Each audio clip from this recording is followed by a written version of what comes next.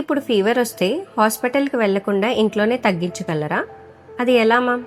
Okay, మనం ఏంటంటే fever ఇంట్లో ఉండి కూడా మనం తగ్గించవచ్చు. సో ఈ సింపుల్ 5 టిప్స్ ఫాలో అయితే కనుక మనం ఈజీగా ఫీవర్ అనేది ఇంట్లో తగ్గించవచ్చు. సో ఏంటంటే కనుక ఫస్ట్ వచ్చేసరికి స్పాంజింగ్. చాలా మంది ఏంటంటే టెంపరేచర్ ఎక్కువ ఉందనగానే చల్లటి వాటర్తో స్పాంజింగ్ చేస్తారు. అలా చేయకూడదు. గోరువెచ్చని వాటర్తో మాత్రమే స్పాంజింగ్ చేయాలి.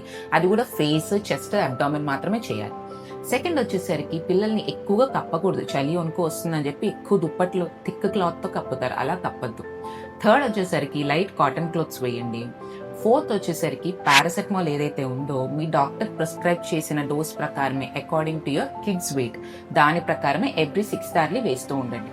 అండ్ ఫిఫ్త్ వచ్చేసరికి వాటర్ ఇంటేక్ ఎక్కువ తీసుకుంటున్నారో లేదో చూసుకోండి.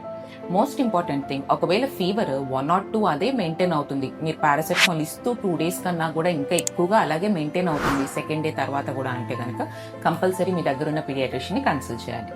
Do follow for more updates.